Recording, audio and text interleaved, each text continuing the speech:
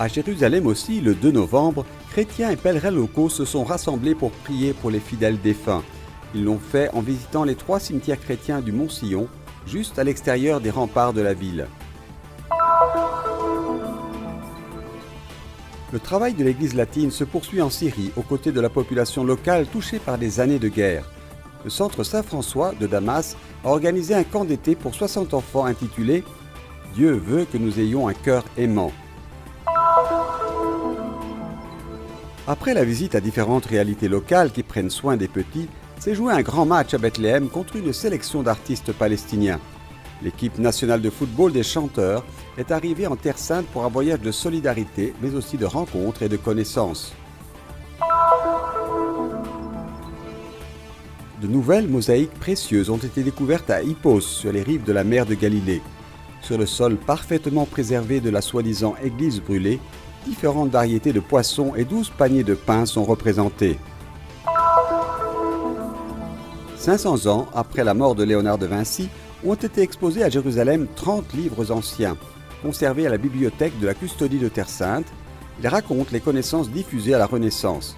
L'exposition fait partie du projet Livre Pont de Paix et prévoit la participation active de jeunes étudiants. Le prix de l'huile d'olive de Terre Sainte varie d'une région à l'autre en fonction du type de sol, du climat et de la variété des olives. Celle produite à Béjala est particulièrement précieuse et donc coûteuse, grâce aux anciens oliviers roumis dont elle est issue.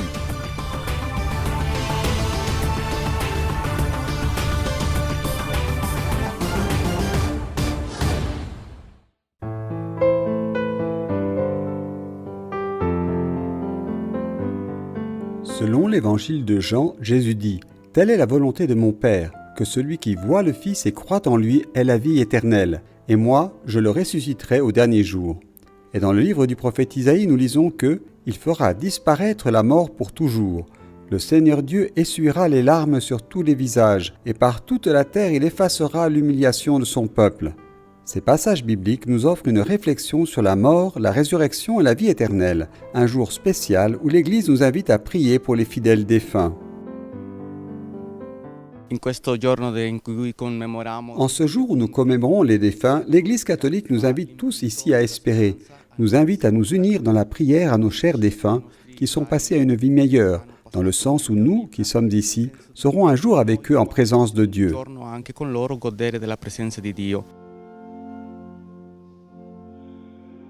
Une messe a été célébrée dans la paroisse Saint-Sauveur de Jérusalem et en présence du custode de Terre Sainte, frère Francesco Patton, de nombreux franciscains, pèlerins et chrétiens locaux, le curé, frère Amjad Sabara, a déclaré dans son homélie que « Nous devons toujours être proches de l'Eucharistie, car Jésus a promis que celui qui mange de ce pain et boit de ce sang aura la vie éternelle. »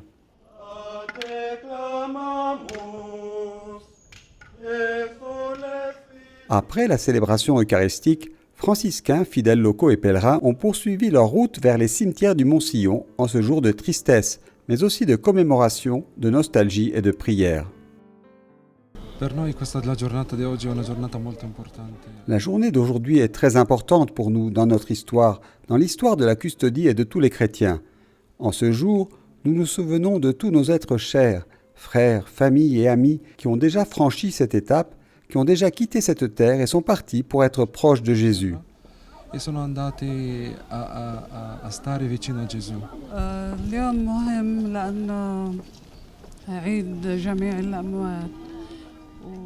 Nous célébrons aujourd'hui la commémoration des défunts et je viens donc prier pour mes morts, mon père, mon oncle, mon grand-père et ma grand-mère. C'est difficile parce que je ne peux pas les voir. Ils sont loin de nous, mais je suis aussi heureuse parce que leur vie est meilleure que la nôtre. وفرح لأنه أكيد هم أحسن من هالدنيا موجودين بمحل أحسن من هالدنيا.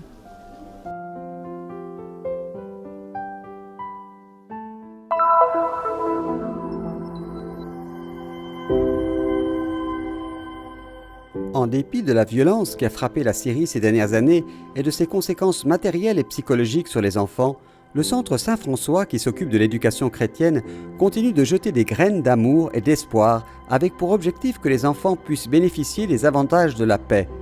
Il le fait à travers les différentes activités menées par les pères franciscains de l'Église latine présente à Damas.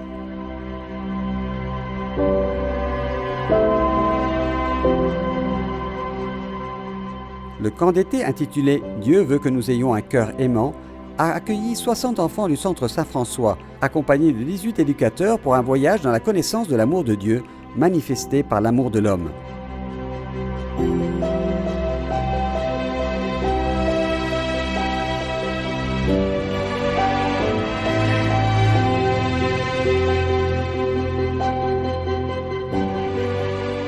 L'amour et l'innocence sont visibles sur le visage des enfants qui se dirigent vers l'avenir, dans l'espoir qu'une nouvelle aube se lève.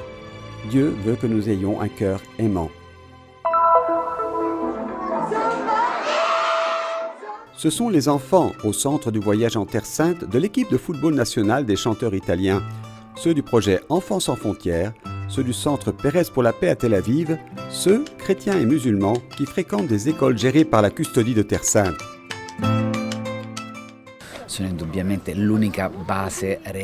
Il ne fait aucun doute que la seule base réelle à partir de laquelle on peut repartir est de regarder les enfants. C'est le seul moyen de se repositionner dans un mécanisme humain qui ne prévoit plus de limites idéologiques, spirituelles, religieuses ou politiques. L'enfant lui-même a sa propre entité, sa propre valeur. Solidarité certes, mais aussi l'occasion de se rencontrer et de faire connaissance. Tel fut le parcours de l'équipe nationale des chanteurs italiens 19 ans après la visite qui conduisit à l'organisation d'un match de football historique à Rome avec des Israéliens et des Palestiniens. Ce fut la dernière fois que Pérez et Arafat se sont montrés ensemble en public.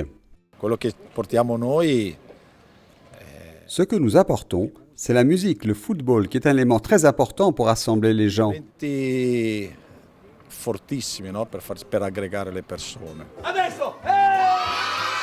Pour les enfants de Terre Sainte, le groupe a apporté une aide pratique, mais surtout le soutien de leur présence, comme lorsque dans la cour de l'école, un match de football a été improvisé avec les élèves plus âgés. Une chose merveilleuse qui remplit nos cœurs de joie est de pouvoir voir de nos propres yeux comment quelqu'un ici s'engage à garantir l'intégration, à rassembler des enfants chrétiens et des enfants musulmans dès leur plus jeune âge, à les faire vivre ensemble et à leur enseigner le respect de la diversité.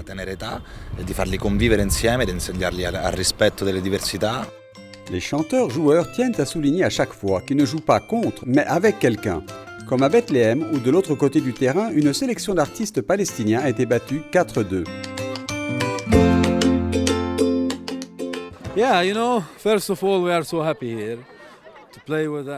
Tout d'abord, nous sommes très heureux aujourd'hui de jouer avec un groupe d'artistes et de musiciens d'Italie et de Palestine. C'est une idée géniale et un honneur pour nous. Et nous sommes également très heureux qu'il y ait de bonnes relations entre nous et les Italiens. Peu importe le résultat, nous sommes très heureux.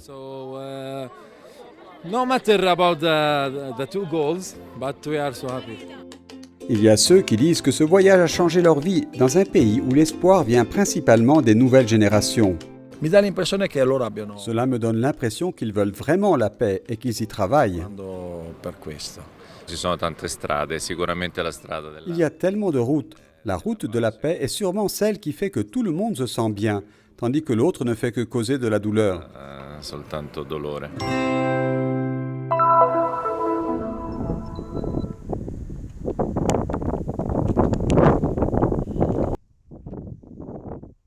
Une vue imprenable sur l'un des endroits les plus aimés par Jésus, la mer de Galilée, sur les rives où les apôtres ont été témoins de plusieurs miracles, comme la multiplication prodigieuse des pains et des poissons.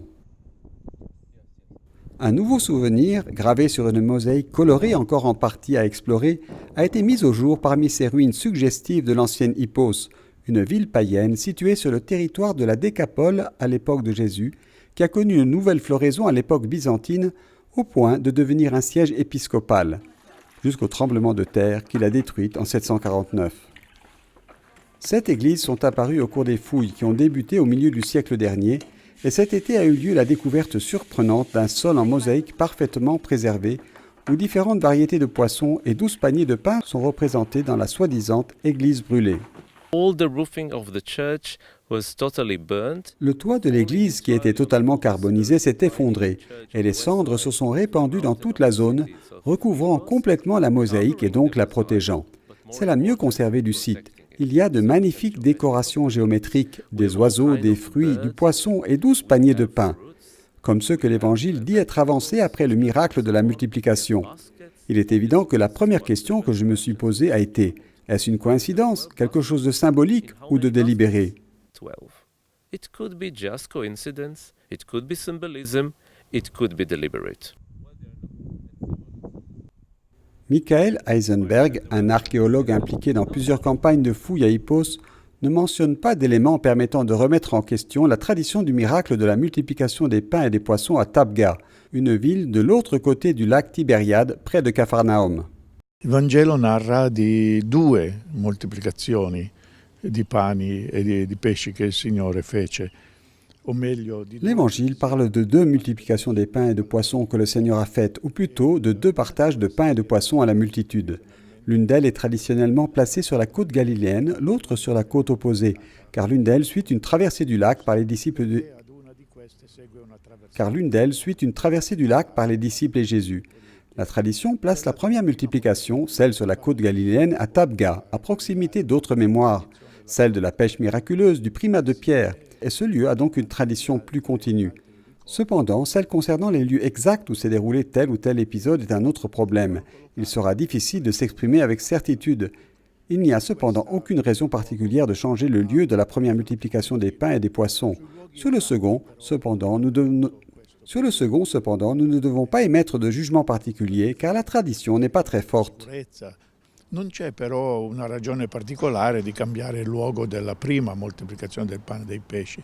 Sulla seconda bisogna lasciarsi senza esprimere un giudizio particolare perché la tradizione non è così forte.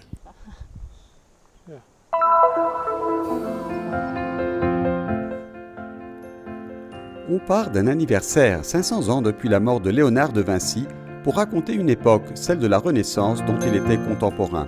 Une trentaine de livres publiés en Europe peu de temps après l'invention de l'imprimerie, entre les 15e et 17e siècles, ont été présentés dans le cadre d'une exposition organisée à la Custodie de Terre Sainte à Jérusalem. Ce sont des pages souvent richement illustrées de géographie, botanique, zoologie, médecine, géométrie, architecture, anatomie. Certaines représentent la connaissance que Léonard de Vinci pouvait avoir de la réalité. Il a peut-être lu ces volumes lui-même, tandis que d'autres soulignent l'évolution que son travail a produit dans de nombreux domaines de la connaissance. Sono tutti libri che si trovano adesso qui nella biblioteca di San Salvatore e fanno parte. Ce sont tous des livres qui se trouvent maintenant ici dans la bibliothèque de Saint-Sauveur et font partie du patrimoine en livres de la custodie, mais témoignent en fait de l'extraordinaire ouverture intellectuelle et culturelle que le franciscanisme a toujours eue.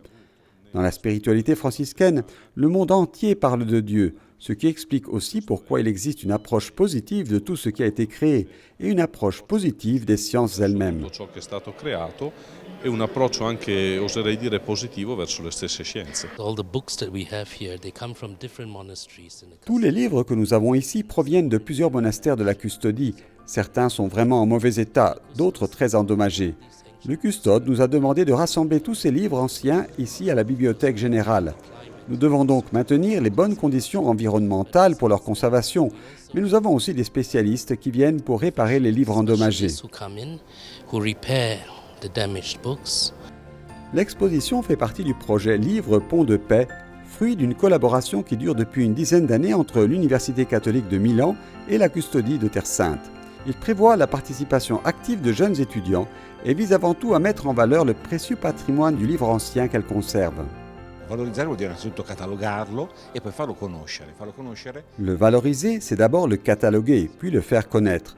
Organiser des expositions virtuelles et réelles comme dans ce cas. Cela se traduit par la participation de certains étudiants, tant de magistère que de doctorat, qui contribuent à ces expositions, soit en compilant les catalogues, soit en aidant dans leur mise en œuvre pratique. Pour eux, c'est une expérience décisive et très importante. Sia aiutando poi nella loro realizzazione pratica. Per loro è un'esperienza decisiva, importantissima. Il progetto si chiama proprio Libri Ponti di Pace, proprio perché Le projet s'appelle Livre Pont de Paix, précisément parce que la volonté est de créer un pont de dialogue entre culture, religion, société et individus différents. L'objectif est de créer une société pacifique axée sur la culture et les connaissances scientifiques et humanistes. Pacifica e che ruoti appunto intorno alla cultura, alle conoscenze scientifiche e umanistiche.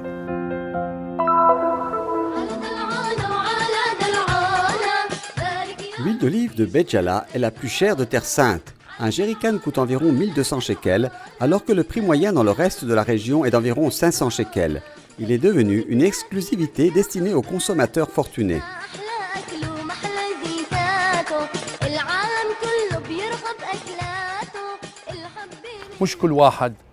Tout le monde ne peut pas acheter l'huile d'olive de Béjala. Seule une minorité d'habitants de la région qui en a les moyens peut le faire, tandis que les autres achètent de l'huile ordinaire. Et qu'est-ce qui rend l'huile d'olive de Béjala unique?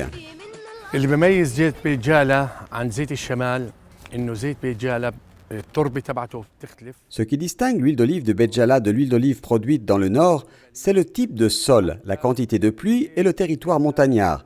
Même l'huile de Béjala varie d'une région à une autre, parce que la montagne est différente de la plaine.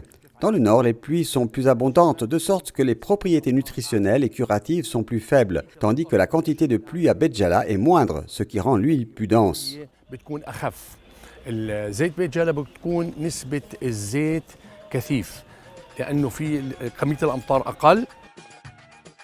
Au-delà du sol et du climat, l'un des traits distinctifs de cette huile est l'âge des oliviers, qui influe sur la qualité du produit. Ces oliviers sont appelés roumi, une espèce d'arbre séculaire qui remonte à une époque très lointaine. Ils ont été cultivés en Terre Sainte à la période byzantine et ont été hérités par nos ancêtres. Le président de l'association Béjala Olive Press souligne que la consommation d'huile de Béjala ne se limite pas à la population locale.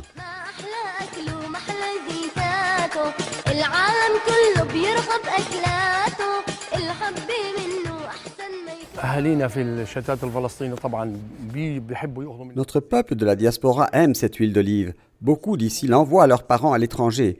Et plusieurs personnes viennent également d'Europe pour l'acheter.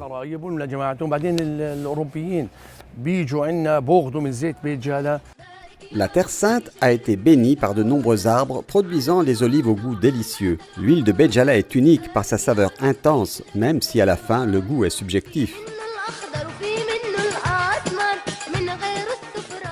Toute l'huile d'olive produite en Palestine est bonne.